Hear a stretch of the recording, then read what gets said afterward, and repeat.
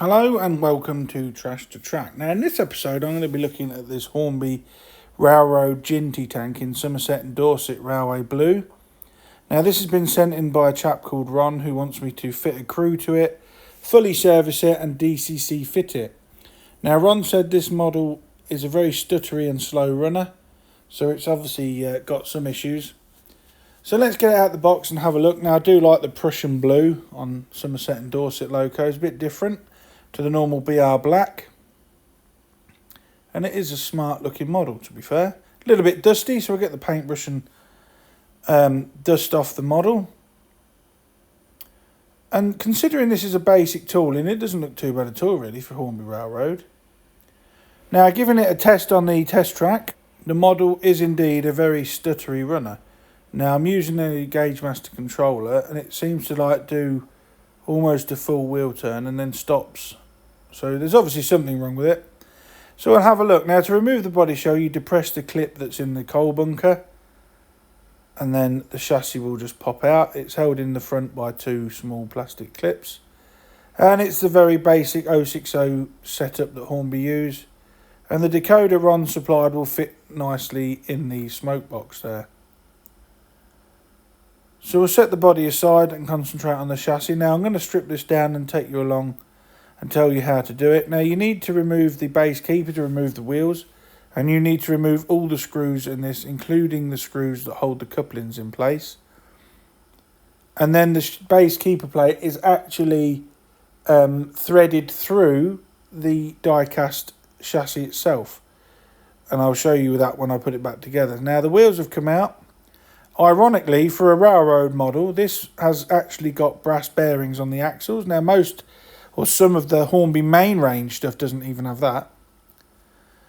Now there is a bit of that pickup there was actually depressed into the cavity of the plastic there, so no wonder it wasn't working very well.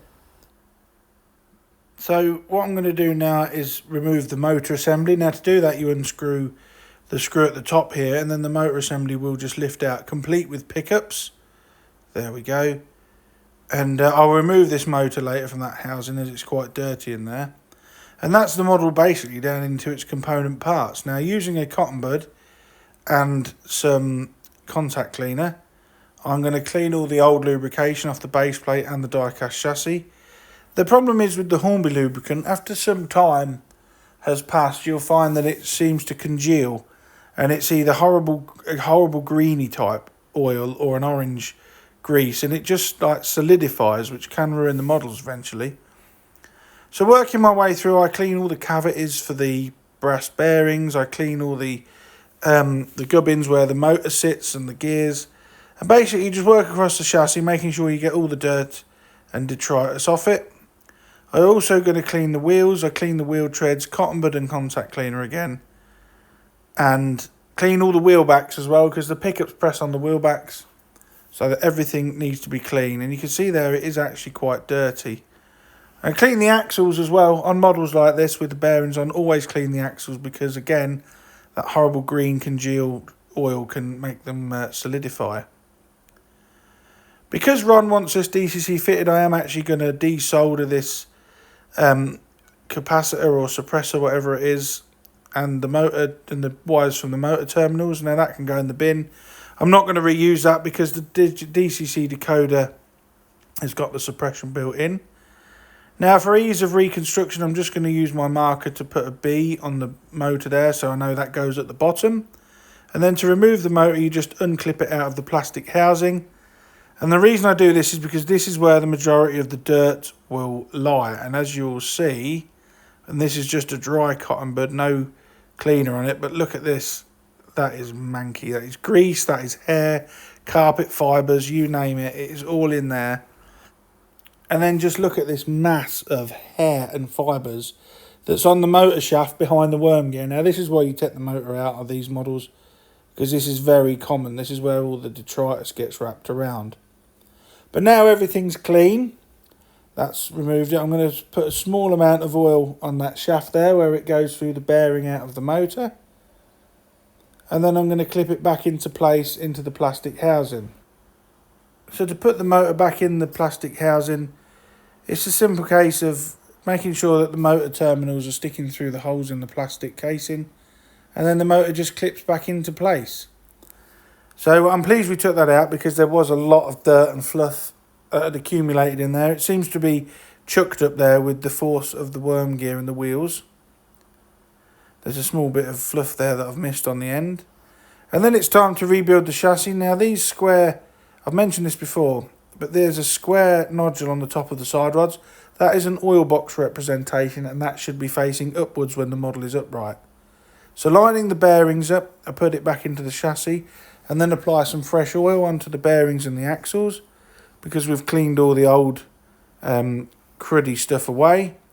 And now they've been properly lubricated, the wheels are very, very free running.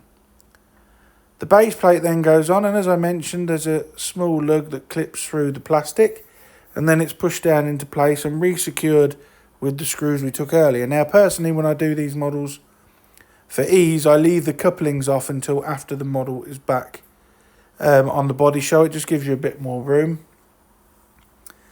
A bit of Labelle 106 grease on that main gear on the centre axle.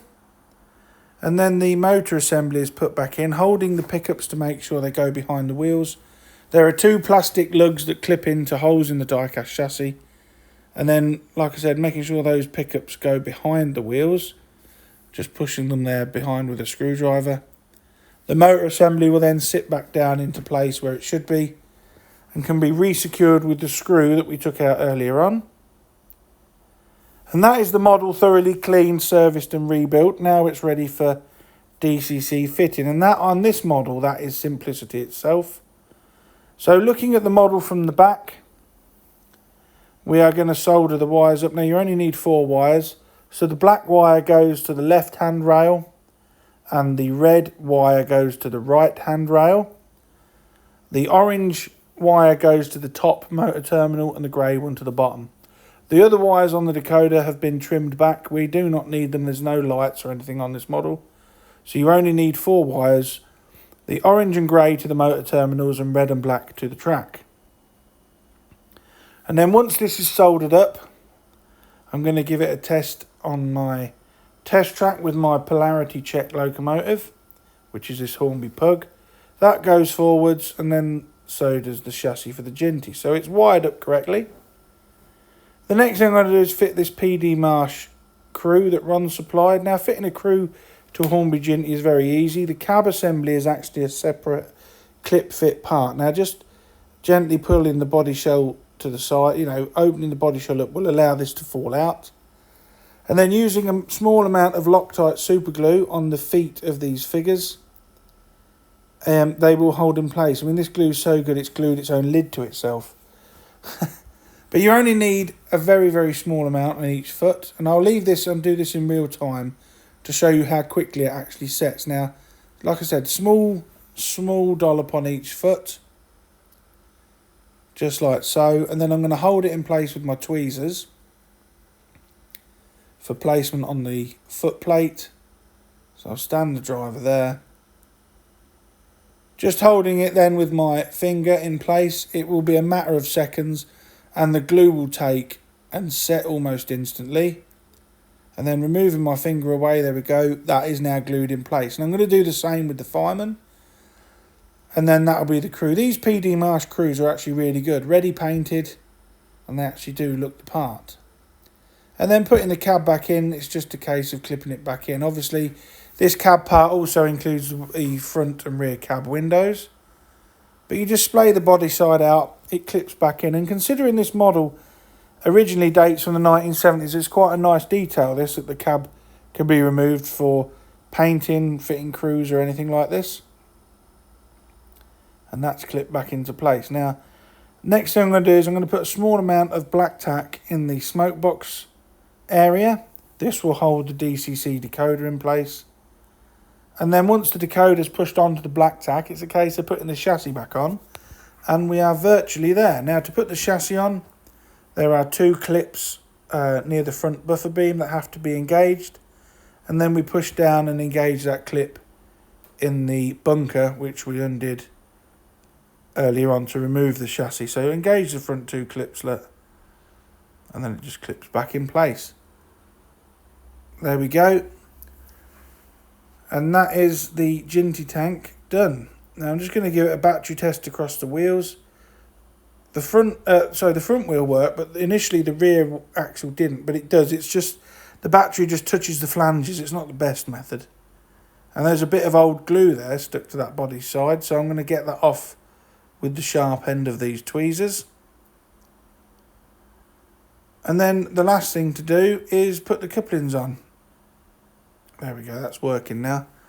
So the couplings just go on as before. Just line them up and then insert the screws that we used earlier to remove them. The other thing I did find in the back of the box was the Hornby supplied detail pack. So I will fit the vacuum pipes in a moment. But I'm just giving it a battery test there, and it's running so much better than it did earlier on. And here is that small pack of details. Generic Hornby driver and fireman. And the vac pipes, well, I'll cut the vac pipes off. I won't use the driver and fireman because we've already got one. But that just finishes the model off quite nicely. And as I said, considering this model, the base model for this must be getting on, if not over 50 years old, it doesn't look too bad. Especially in this lovely Prussian Somerset and Dorset blue livery that it's currently in. So that's Ron's Jinty tank, fully serviced, DCC fitted. Crew fitted in the cablet. That makes a big difference on this model, I think, is having a crew in there. And the vac pipes just add that little bit of finesse that is which is honestly a fairly basic model, but a good looking one. If you've got an engine or anything you'd like to see repaired, DCC fitted, repainted, weathered, please email me at dansmodelrailways@gmail.com. We'll have a look again, it's sent over, and who knows, it may even feature in an episode all of its own. So I'll leave you now with Ron's Jinty running in the garden initially and then running around the main layout. I hope you enjoyed this video, and I'd like to thank you all again for watching Trash to Track. Please like, share and subscribe, and I will catch you all in the next video. Bye for now.